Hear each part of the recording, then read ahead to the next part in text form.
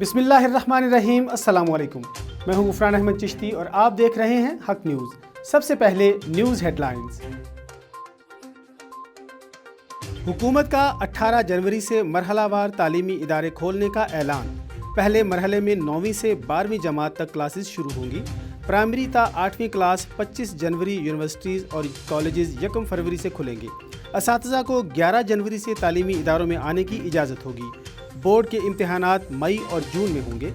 جنوری کے وسط میں دوبارہ جائزہ اجلاس ہوگا۔ حالات خراب ہوئے تو اسکول دوبارہ بند کرنے پڑ سکتے ہیں۔ سینٹ انتخابات اوپن بیلٹ سے کرانے کا صدارتی ریفرنس۔ سپریم کورٹ سے نوٹسز جاری۔ چیئرمین سینٹ، اسپیکر قومی و صوبائی assembly, advocate general election commission سے سفارشات طلب۔ جسٹس یحییٰ آفریدی نے سوال کیا، عدالت اس معاملے میں کیوں مداخلت کرے؟ جسٹس اعجاز الحسن کہتے ہیں، سیاسی اتفاق رائے کیوں پیدا نہیں کرتے؟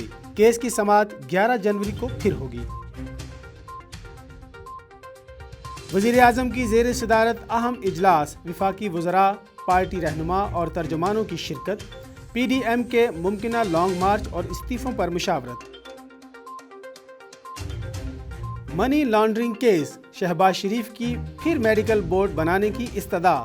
احتساب عدالت کا شہباز شریف کو تحریری درخواست دینے کا حکم۔ شہباز شریف کے وکیل کے پیش نہ ہونے پر عدالت کا اظہار برہمی۔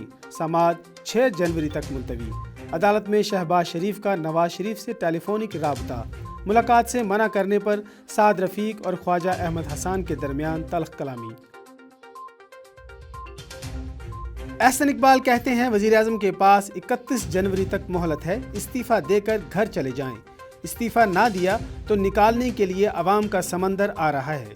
فواد چودھری نے پی ڈی ایم کو مشورہ دیا کہ کوئی نیا چورن بازار میں لائیں۔ فردوسہ شکاوان کہتی ہیں، پی ڈی ایم کا بیانیہ چولستان کے صحرا میں دفن ہو گیا۔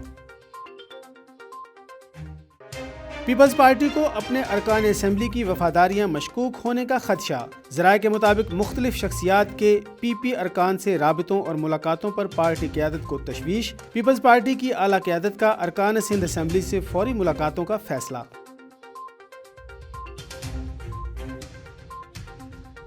اب تک کے لیے اتنا ہی۔ مزید خبروں اور اپڈیٹس کے لیے دیکھتے رہیے حق نیوز۔